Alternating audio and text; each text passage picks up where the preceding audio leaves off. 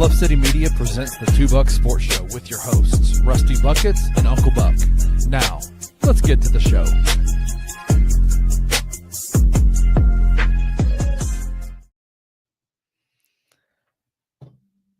What's up, everybody? Welcome to a special edition, Tuesday edition of the Two Buck Sports Show. I'm your co-host, Rusty Buckets, and with all this free agency drama and trades going on and buyouts, there was no one else I wanted to talk it through than with my guy, Drew Gann, a.k.a. Uncle Buck.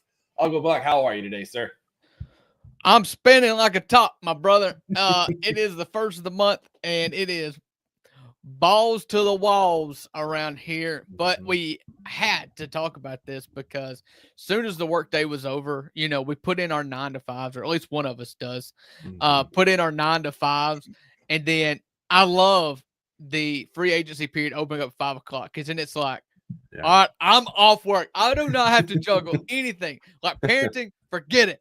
And free agency time and lots of stuff going on. The biggest one happened like 20 minutes ago. I mean, I know, like when we decided to do this yesterday after the Jaren and all the Grizzlies stuff, only to find out within the last 20 minutes that Miles Turner is the biggest surprise of free agency heading to the Bucks. And then they buy out Dame. Drew, let's just start there. That's the newest, freshest thing. Damian Lillard is being bought out of his contract by the Milwaukee Bucks. He's being waived essentially to make room for a $109 million contract for Miles Turner. If you add up the $113 million that they're waiving with Dame, that's $222 million for Miles Turner, leaving over the next 5 years $22.5 million in dead money for the Milwaukee Bucks. Yeah, that's insane. So I just did a quick Google search as the intro music was playing. This is how good I am at Googling. So if you listen to this show for any time, you know we're not CBA experts here. We're not capologists. Mm-hmm. And so when stuff like this happens, I have to do some research. And so the report was from Shams that his $113 million contract, he will be waived and stretched. And so what stretched means is never been cleared to me. But now I know. And so here's what Milwaukee's doing. You said that there's $113 million owed to Dame. Mm-hmm. So over 3 years, or is it 2 years? Does it end in 27 or does it end in 28?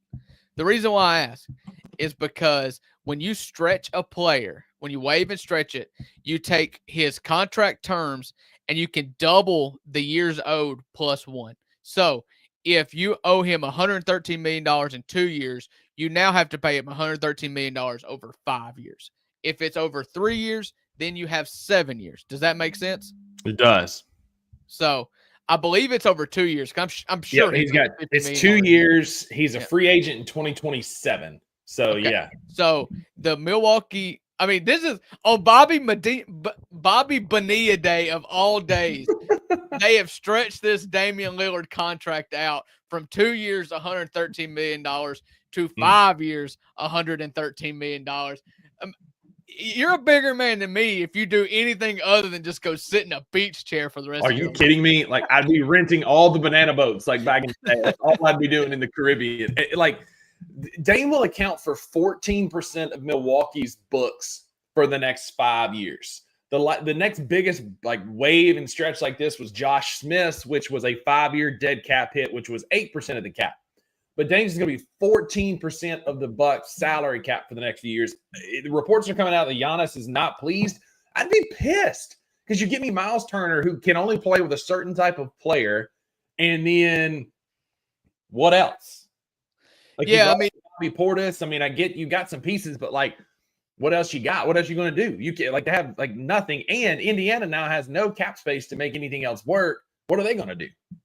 Listen, the East is weird. You look at Milwaukee, and since they won that title, was that in 22, I guess, that they won the title, or 21 or 22?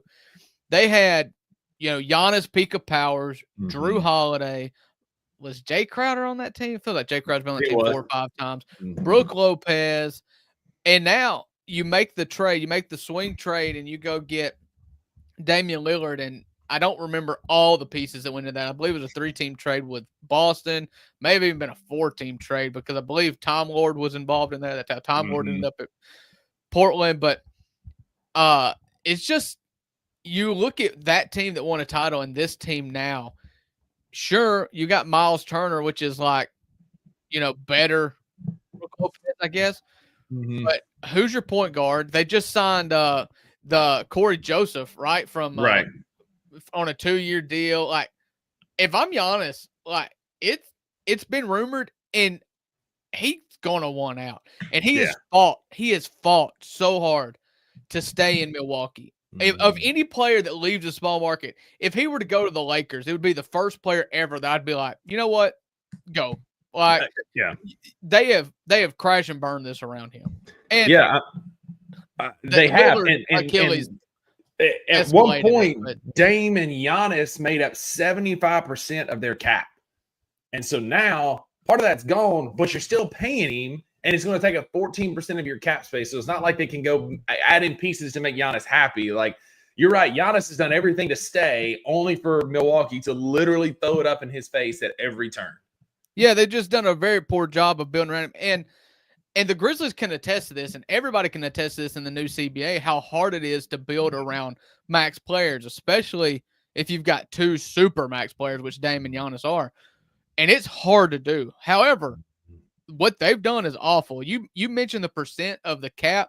John Roser of Grind City Media put out this genius tweet this morning that let me find it. I thought I bookmarked it. I got it pulled. I got it right here. That was going to be my next point. I got it right here. The percentage of the cap is crazy for Milwaukee. So Milwaukee, 75% of their cap is tied up in Giannis and Dame. The second is the Warriors at 73.5% with Steph and Jimmy. These are the 16 playoff teams from last year and what they rank with their 2 superstars. You have to go all the way to the bottom, number 14, to find the Grizzlies with Ja and Jaren. With Jaren's new contract, it's only 46.8% of the cap.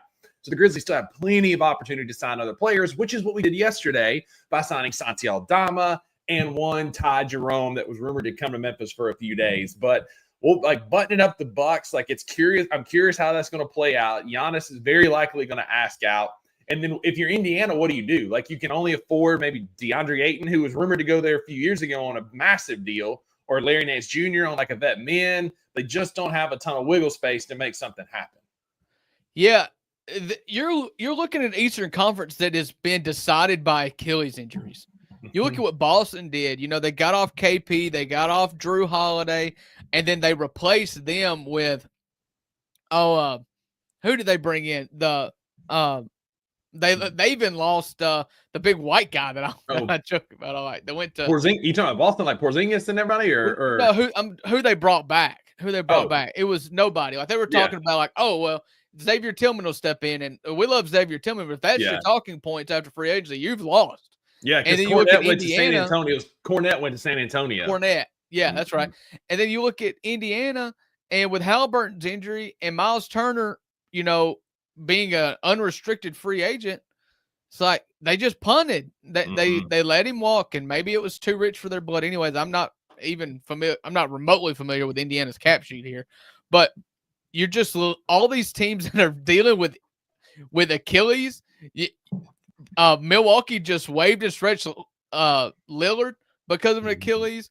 Boston traded away Drew and KP a lot because, they're not thinking they're going to be competitive next year anyways because Jason Tatum's Achilles, and then Halliburton's Achilles, and then Miles Turner leaves. It's like it is the Grim Reaper. The Achilles is the Grim Reaper. Yeah, but it's opened the door for teams like Milwaukee to make a move like this, yes, but like Atlanta with the work that they've done over the last 24 hours. Orlando getting Desmond Bane and Tyus Jones. I love that pickup. We talked with Philip Rossman-Reich about it and how they needed that backup point guard, and he mentioned Tyus Jones, and we were pro that idea, only for it to come to fruition. Tyus and Dez are back together. Detroit is going to be really good next year. Cleveland with Lonzo Ball, like, that team's going to be good. The East has flipped. It is wide open, and I kind of like what Charlotte's building out there, adding Colin Sexton to a young core that can shoot. You got Melo and Colin Sexton now. But, Drew, I think, Atlanta won the Eastern Conference free agency yesterday, in my opinion, at least, getting Nall. They've already gotten Kristaps Porzingis. They like getting better at every position, because now you've got Naw and Dyson Daniels to ruin your afternoon when you play Atlanta, and they still have Trae Young running point. Like, that Atlanta team is all of a sudden scary with the addition of Luke Kennard, who's going to shoot 44% on 2 3-pointers a game, but still, that team got really good really quick. Yeah, Luke Kennard is just another story of being asked to do a role that he's not good at and facilitating and being a point guard. He won't have to do that if he's beside Trae Young. But, of course, if you're beside Trae Young, good God, the defense is going to be awful. But, listen, you're seeing a changing of the guards here. You look at the teams that you would expect to be good, or that you expected to be good going into this 24-25 season we just did. All those teams have been ravaged by injuries. Milwaukee's out. I mean, I don't foresee Milwaukee being good. I don't foresee Boston being very good. I don't foresee Indiana being very good. And so you're looking at New York's going to run it back. They immediately jump to the top of the list, although they can't even hire a head coach. If they had Tibbs, they could be the only team in the East just be like, we are shoe-in Eastern Conference Finals. You could pencil them in the Eastern Conference Finals. But instead, they made things stupid by firing their coach. And so they've got that cloud. But you look at teams like Atlanta, Orlando, and even Detroit. They haven't done much, but those teams are going to push hard. And you've seen that starting in free agency. They're pushing hard because the window is open. And I don't know if the East is any more wide open than the West, but the West is wide open with a lot more heavy hitters. There's no clear number one. I guess Oklahoma City. But then after that, Houston. Like, the East is a crapshoot, man. Like, anybody can do it. Yeah, you talk about Houston. Houston's their 10 players are now Fred VanVleet, Amin Thompson, KD, Jabari, and Alfred Şengün as your starters, and theoretically. And then coming off the bench is Reed Shepherd, Cam Whitmore, Dorian Finney-Smith, Tari Eason, and Steven Adams. That's a 10-man rotation to be reckoned with next year. You didn't even say Clint Capella. And Clint Capella is on that team now. And so, like, you've got plenty of depth. And what they did is they added defense around Kevin Durant, who's not going to play a lick of defense, and just let him be that offensive specialist. I think what Houston did is they saw that, hey, we got Kevin Durant. Let's go get DFS, who can defend pretty well. You've got Clint Capella, who's a rim protector, alongside Steven Adams. And Houston got better yesterday. But you look at both of those teams, the teams that were the story of yesterday. Milwaukee's the story today. The teams that were the story yesterday, being Atlanta and Houston, what do they have in common? Is they do not have but one person making a ton of money. You got rid of Jalen Green. He was on a rookie deal, but he was a second pick, so he had a lot of money. You got KD, and then you've got a whole bunch of guys that are making a medium money. Dorian Finney-Smith, what did he sign for 4 years and like $13 or $15 million a year, something like that. Yeah. You were able to build around that because you're not like John Roser said, and we quoted on this show, you don't have 60 to 75% of your cap on 2 players. Houston is 10th with KD, and Şengün has 57% of their cap. Obviously, Atlanta's not on here because they didn't make the playoffs. Şengün's not making a lot of money either. Your top, that's your top 2 paid players. Your Şengün and KD. I would say 65% of that 50-something million you said is Kevin Durant. And then the Thunder are going to change because SGA's contract, man, he's going to end up making $71 million in 2028. Like, just a stupid contract for SGA, and earned every penny. not stupid as in illogical. Like, stupid is like, I can't comprehend. Like, I can't comprehend that much money. No. And you know what? He's worth that money. As much as we dog him and don't necessarily care for his style of play, if you win the regular season MVP, the championship, and the finals MVP, then you earn $71 million. Like, couldn't agree more. Them's the rules. Yeah, them's the rules. We don't make them, but them's the rules. Couldn't agree more. But we've danced around it enough. Like, Zach Kleiman had a master class yesterday in constructing what you had, bringing back your pieces, and adding a piece of what you needed. So we'll start from the top, the biggest one. You had Jaren Jackson Jr. signing a 5-year, $240 million maximum renegotiation and extension. going to be paying him upwards. It's going to cap out at $57 million in the last year of his contract. Drew, like, he gave us a very team-friendly deal to build with to get John, Dez, and everything signed. And we moved off of Dez and we rewarded him with the most amount of money we could give him outside of him getting an all-NBA team. There's some nerds in the fan base that are mad and deleting tweets this morning.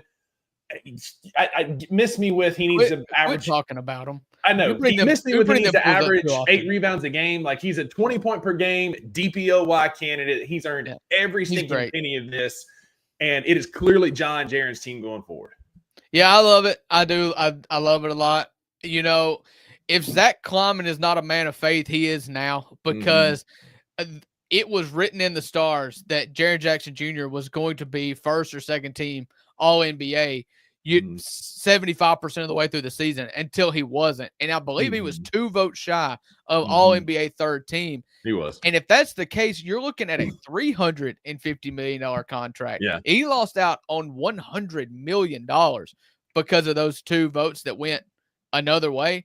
And the same thing happened with Houston and Şengün. Şengün and Jaren Jackson Jr. were numbers 1 and 2 that didn't also received votes, to use college football's top 25 terminology here. They were also received votes and saved them a buku amount of money. You know, how does this, you know, we said it with Philip Rossman Wright on our show, is like the thing with Desmond Bane was a luxury to be able to get off of him. You know, it was not necessary per se, as much as it was, you know, giving us a ton of flexibility that we used a little bit of yesterday.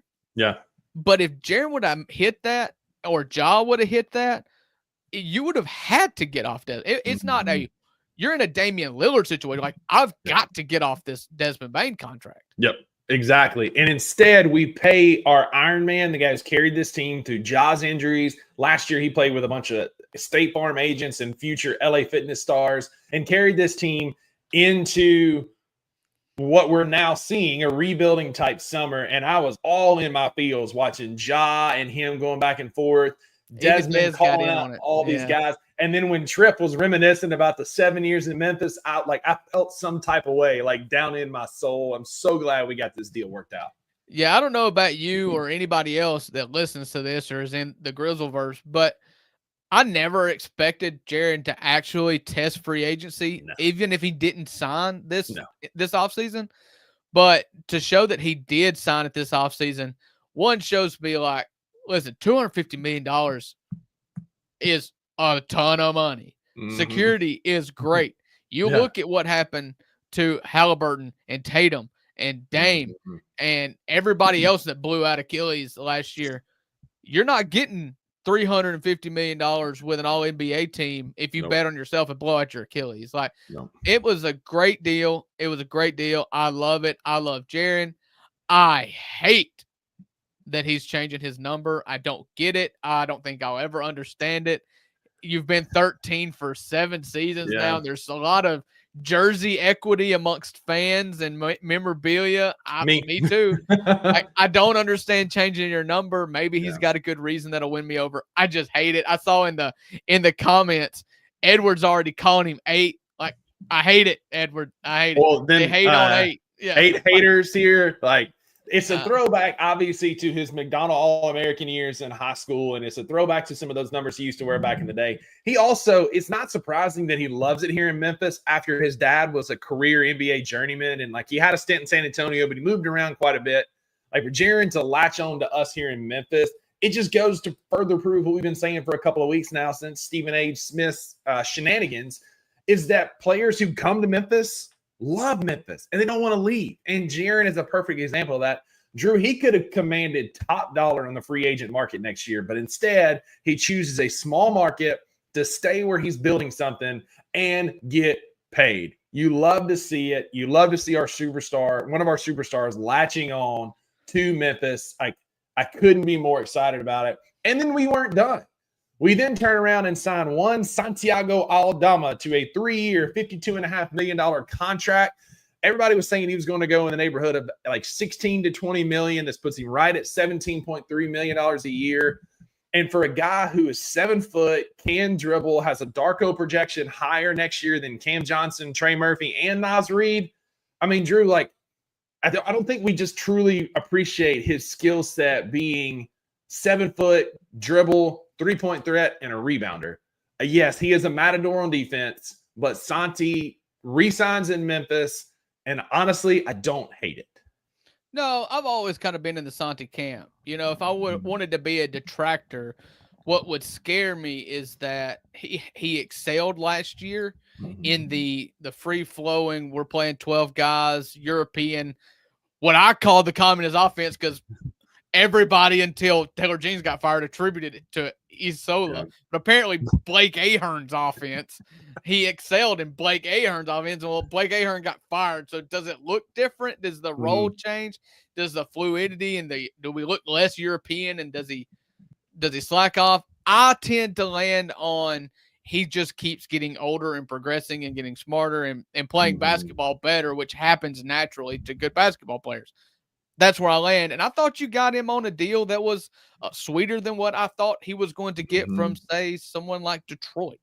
Yeah, Detroit was like going to offer him in the neighborhood of like $21 million a year. And especially with Malik Beasley now being in trouble, there's a higher chance that he gets that thrown at him where he is now has a decision to make, right? Or we have a decision to make. I don't know that we would have matched the Detroit at 21 or 22 million for Santi simply because of having to pay Jaren and still trying to figure out how to get under luxury tax.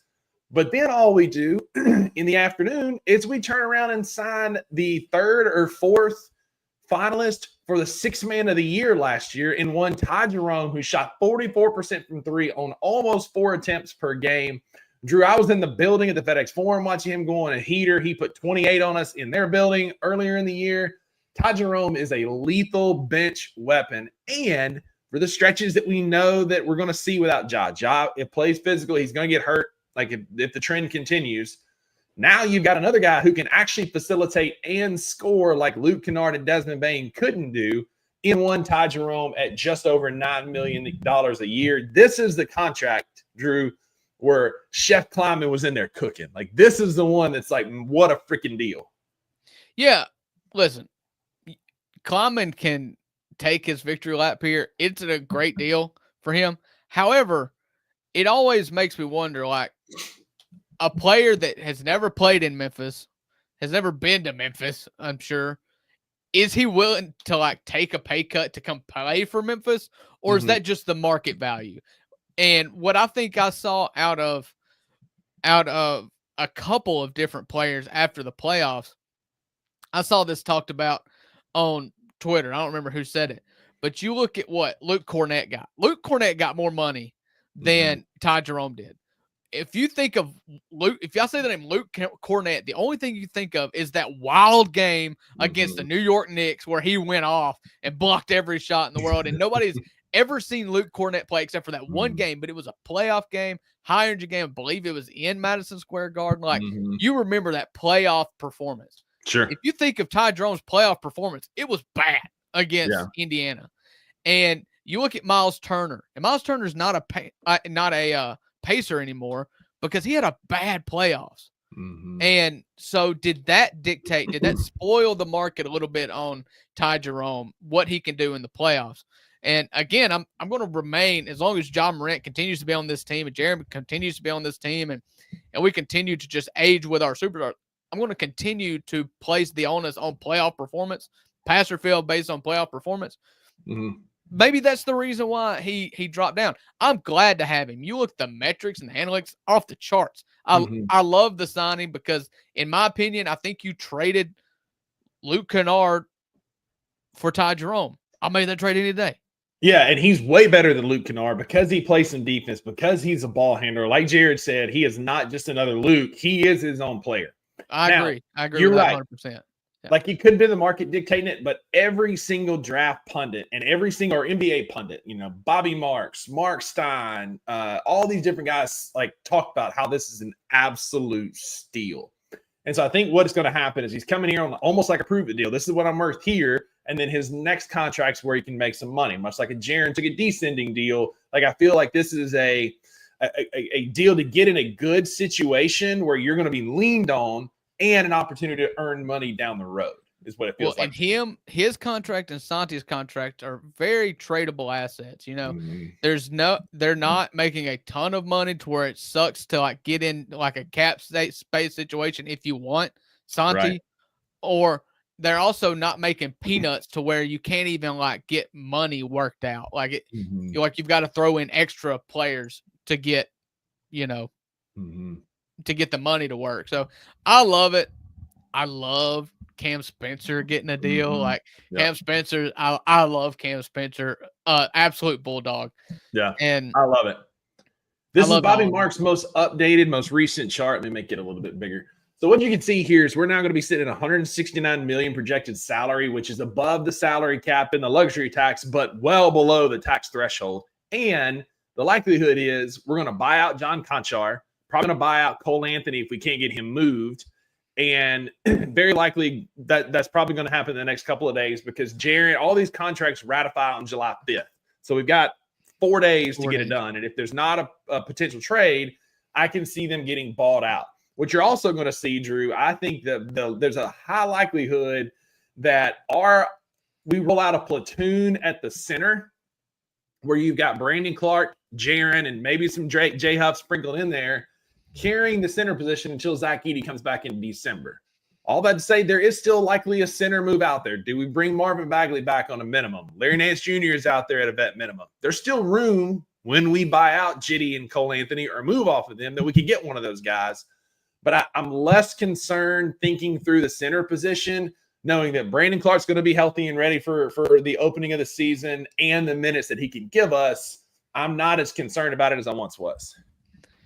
Yeah, I mean, I would like to know for sure that Brandon Clark is fully healthy. It would make me sleep well at night. But that's easy for you. I would like to see one more because I'm not the Edey guy. You're the Edey guy, so it makes sense that you're cool with riding this. We've just seen Santi at the 5. I don't love it. Santi at the 5. I don't want Santi at the 5. I don't really want J Huff at the 5. Like you're going to see a lot of Jaren minutes at the 5. You're going to see a lot of BT minutes. In my opinion, we've got 3 backup centers. I don't knock Edey as a backup center. Like I think he's a perfectly qualified player to be a backup center. I just don't see him as the starter. So in my opinion, you see it as starters and bench. That's fine. That's your opinion. I see it as 3 bench guys. So I would like to see a true center. I saw that who was it that like Luka Garza, like just went for nothing. I was like, you know what? That's a big, wide dude that could probably set screens that's never even had an opportunity to touch the floor at Minnesota. Apparently Orlando is looking to move off of Goga Badazzi and Jonathan Isaac. I'd call him and be like, hey, I got Cole Anthony. I'll send him right back for Goga Badazzi. I'll take a lottery ticket on Jonathan Isaac. I mean, in the 10 games he plays every year, he wows everybody. I mean, impressive. He just can't stay healthy. You take a lottery ticket for him and say, like, hey, even if it's just stay healthy until Edey gets healthy, then okay, that's fine. Goga Badazzi, I think he's good. I think he's fine. I don't know. You could probably hold the fire to Orlando a little bit because they are in the tax and they have to get out. So so we'll give you John Conchar if you'll send us a Badazzi or a Jonathan Isaac. But how about we send you Conchar and Cole Anthony? Exactly. But here's the situation, right? Like the water is muddied. I'm gonna leave this up for a minute because we do need to talk about our wing position, right? You got KCP, Jalen Wells, Gigi, Cedric, Santi. Essentially, is a 3-4. Vince. You've got a lot of like stockpile there at the wing position. So we've created a space where we're at 15. There's going to be some casualties here. Very likely John Conchar, J Huff might be one of them. Could be a Brandon Clark, but I think Brandon Clark is going to be there on day 1. We also live in a world where Gigi and Vince could have a bounce back year. And then you've got Cedric Howard on the come up who's still getting healthy with that shoulder. Like we may not, and again, I'm a fan. I'm a fanatic, short for fanatic for a reason, but I'm going to sit here and talk myself into what if like Gigi and Cedric have an awesome fall camp and have an incredible run to start the season. And we didn't need to go get another wing. Yes. Would Cam Johnson have been nice? And mostly because I don't want to see him in Denver being awesome a lot alongside Nikola Jokic because he tends to make people around him awesome. And Cam Johnson is also KCP already awesome. says, hey. Yeah, he's already awesome. So he's going to just get better. But like, what if these guys under KCP's kind of tutelage, because he's excited to be here, he's clearly locked in and into what we're growing and doing here in Memphis, and he's a fan of the moves that we've made. What if he can kind of bring some of these guys along, and all of a sudden we're better at the wing than we think? I think that's very possible. You know, I believe in Cedric Coward. I have probably never been lower than I am right now on Vince Williams. He had a very bad season last year, and if we chalk it up due to injury, I'm down lower than I've ever been on Vince and Gigi.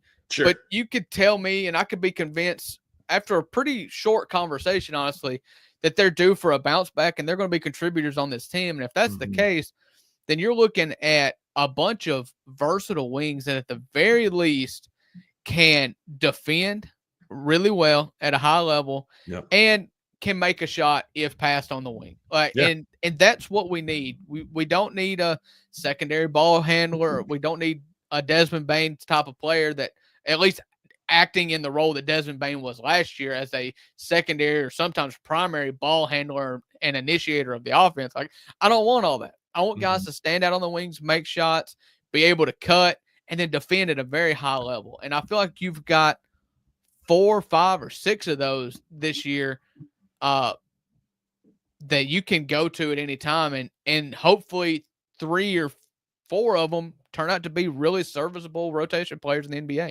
Because where we're at is, I mean, this is a very formidable lineup. We've got guys that can defend, like you said, that we can throw around Ja, and there's not that defensive hole when you've got like a Ja, Des, and Luke on the floor. When you've got KCP, Jalen Wells, and Jaren out there, Cedric Coward defends at a high level. You've got Cam Spencer. You got guys who are dogged defenders. And Drew, the trade deadline's not until like February of 2026. And so you've got plenty of time to work out the kinks of this roster. Because, Drew, there's also a reality, and I want to be realist about this too. This is a good basketball team, but this is also a basketball team that could miss the playoffs next year. And hear me out. Like Edward just said, we've kind of gotten young again with Cedric Coward. We're banking on Gigi and Vance, who are young. Tai Jerome is still relatively young, and Cam Spencer. So there's a reality where we miss the playoffs next year. But what that can turn into, and you and I, we had an exchange about this via text, where we still got the better of the Phoenix or the Phoenix Washington pick in next year's draft, where that could be a top 3 pick, and you go get a guy like one of the Boozer twins and makes this team better. Yes, it makes us younger, but that's an elite lottery level top 3 type talent because next year's draft is very top heavy. Yeah. But let's say it doesn't go well, then you can attach that pick for a better player at the deadline that's looking to move. So I'm excited about what we've done. But if you had to ask me today, like, is this team like closer to Oklahoma City or better or closer to the top of the Western Conference? I don't know yet. Could we be? Yes. But I want to be realistic about this and say, hey, there's also a chance where next year we're feeling it out. We're getting too much used to being an NBA coach and developing. And then the year after is our year to really blow up. Yeah. So I lean towards the side that we are not as good as we are last year, not top level. I think this team, I think when I say that, everybody's like, oh, that means we're not in the playoffs. I think last year's team severely underachieved because of injury from John Morant, from discourse in the locker room and front office. Everything just went haywire. So I think that this team is probably not as good as last year, but I feel like last year's team is better than the 8th seed. Okay. Can I say both of those things? And you guys understand that I'm putting us between like 5 and 7, 5 and 8, 4 and 8, somewhere in there. Like, I believe this team is a playoff team, but I don't know that the team is better. I do believe that you have more upside, you have more defense, and you may have fewer holes, but I still don't love being able to go into a season and say like, hey, we really need to depend on Vince Williams, Zach Edey, and Gigi Jackson, when I would rather say, hey, we add KCP and another surefire starter, I'd be a lot better. I love Cedric Coward. I love Jalen Wells. I think they may be a year away. And so when I say if we were going to be a team that made a push based on offseason moves, I don't think these are the moves that you make a push for the 25-26 season. It's possible, yes, but I don't expect anybody that talks about the Grizzlies every day like we do, or especially not national media, to look at this roster and be like, if this is the roster, just expect the Grizzlies to be in a lot of off-season mock drafts pretty high. Mock drafts at the top. Yeah. Yep. Here's what I'll say. I think we may be not as good at the top, or our starters, John and Jaren notwithstanding, but like around them, KCP is good and he's a great acquisition. But I think there's a drop off. Like it's like Jaren, a drop off KCP, and then another drop off before you get there. I will say this though, I think our depth is more real this year. I think we talked about our depth last year, and some of our depth was a bit of front runners. I think we're deeper, and especially if Gigi and Vince or any of those guys can take a step, they had a regression last year. If they can take a step this year, then I think our depth is better than what it was last year. I think we're we're deeper with better talent, even if we're not as good at the top. And so, yes, last year's team should have been a top 3 seed in the West, but we farted around, plenty of blame to go around, and we fell to the 8 seed. I agree. This team feels like our ceiling is a bit lower, maybe like a 5 seed, 4 seed at the most. But I feel like we've also lifted our floor a bit more from where we were last year. I believe that the Grizzlies are a road team in the first round of the playoffs. So call that 5 or call that 8. I don't care. Like that's where I think they are. I do believe that if we're going to be Pollyanna, and trust me, as October gets closer, we're going to buy in. Okay. But I try to keep a level head. And the best case scenario is the best case scenario of any year. John Morant has the potential to be an MVP candidate. Yeah. Jaren Jackson Jr. has the potential to be all NBA and DPOY. And if you have both of those guys playing at your potential, then there is no limit to what this team can do. We're still just talking about the around the edges here, and I believe we're just a little shy of proven talent. And that's what I'm saying here. I love Tai Jerome. I love Cam Spencer. I love Gigi. I love Cedric. I love Santi. I love them all for what they are, but none of them are like, I'm putting you in pen as a starter and feeling confident. Yeah, agreed. Again, I think our ceiling might have come down a little bit, but I do believe our floor came up, and that's really all we can ask for on day 2 of free agency. When there's still a long summer, again, it is July 1st. It is the first day of the month of July, and we don't play basketball until October. And the NBA trade deadline is not until later into February next year. And so I think that there is a world, Drew, where this is a team that we roll out for game 1 of the NBA season, but the team that we roll out after the trade deadline could look different, right? Yeah, I'm 100% with you. There's a lot of teams that's got to make some trades. You've got some roster crunches, you got money crunches, and the Grizzlies have their own. And so can you find a dancing partner and turn it into a big? Yes. I don't know at this point that how many game changers there are to be traded for with what the Grizzlies are trying to give up, to get underneath the salary cap. For instance, I don't think that Aaron Nesmith is going to go for a John Conchar, Cole Anthony package. You know what I'm saying? With what the Grizzlies are willing to give up or what's been rumored to give up, I don't know that gets a game changer, but it's just stacking wings. That's what I want to do. Stack wings, get me one more big. That's my point of view. May not be yours. Get me one more big and just keep stacking wings.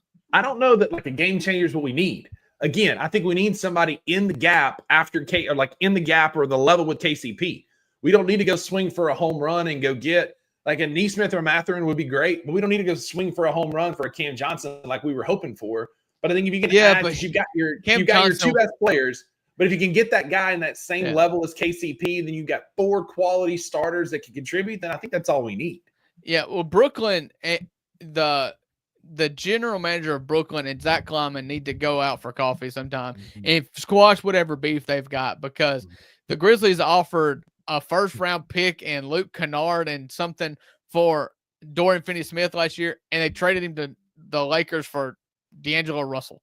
Yeah. Okay, we offered the better package. Yeah. Then we offered a couple first-round picks for Cam Johnson and, I don't know, pick a player, and then they traded him for Michael Porter Jr. They took worse deals than to take the Grizzlies' better deal every time. Yeah. And so whatever beef that Zach Kleiman and what's his name? That's the GM there, Sean Marks. John Marks and Zach Kleiman just need to squash whatever beef they've got going. I don't know if it's like some old, Duke, North Carolina thing. I don't know what it is. Just squash it, okay?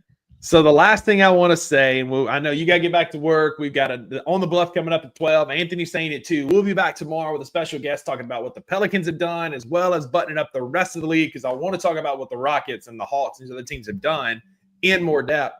But Keith Smith of Sports Track, Keith Smith NBA, he has the Memphis Grizzlies at about $11.5 million under the luxury tax with 16 current players on standard contracts. So that includes Cole Anthony. Including Cole Anthony. Right. More moves are coming, and we're actually going to be even further away from the luxury tax, which gives wiggle room for like what you were talking about, to go find a dancing partner to get us a big that we can use, or to get us a little bit more wing depth. The Bucks are trading nothing burger, never mind. But like to give us some more wiggle room to go get something that we need, Drew. Like that's the big thing, is staying under that tax threshold. We're $11.5 million away. You move off of Jiggy, that's another $6 million. Cole Anthony's another $13 million to give you some wiggle room there, depending on what we do with them. If you have to buy them out, obviously you don't create as much room as you could have. But there is a world where we're going to have another $16, $18 million to play with to go get somebody. The general manager of the Charlotte Hornets is going to be investigated very soon for being a racist. They drafted the 3 white guys at the draft. They just traded Vasily Miocic for Pat Connaughton. Like they're just going like hickory high. Here in Charlotte, North Carolina. In news related to Grizzlies, though, known Grizz killer who we had to play, I think, 11 times last year on 4 different teams, Dennis Schroeder has agreed to a 3-year, $45 million deal with the Sacramento Kings. That was expected. So, listen, there's a bunch of malpractice going on around the NBA, and for everybody that had Zach Kleiman, like throwing darts at Zach Kleiman pictures all season long, just look and see what Sacramento did with De'Aaron Fox and just appreciate Zach Kleiman for a minute. Look at what Milwaukee's done with the Giannis situation and look at what Indiana's in the process of doing. Like there are so many teams out there that were run so much worse than what the New Orleans traded an unprotected first round next year. In a year, they're going to be terrible. Yeah. I mean, it just, there's some real bungling going on in the NBA, and it's not by Zach Kleiman. No. The worst Zach Kleiman years do not rank in this offseason stuff. Is there still work to be done? Yes. Is Zach Kleiman, has he built a juggernaut in the West yet? No. But it could be a lot worse. We're progressing in the right direction, at least, where some of these teams are going to have a catastrophic rest of their summer and fall camp for sure. What do they say, Rusty? Minor setback for a major comeback. That's it. That's going to do it for the 2 Bucks today. We'll be back tomorrow live at 11 a.m. with the Real versus Counterfeit. We're going to have a special guest from On the Wing Pod talking Pelicans, Zion Williamson, Joe Dumars. Is Derek Queen worth that unprotected next year? A lot of good stuff to talk about tomorrow. But in the meantime, tune in at 12 in about 15 minutes on the Bluff, 2 o'clock, the Anthony Sains Show, and go be a friend to somebody who needs a friend. Drew, there are no refunds for what you heard today. That's right. Because with the $2, you always get what you pay for. See you tomorrow. Thank you for tuning into this episode of the 2 Buck Sports Show. If you enjoyed this episode, subscribe to Bluff City Media's YouTube page, like this video, and leave a comment. We will see you back here in a few days.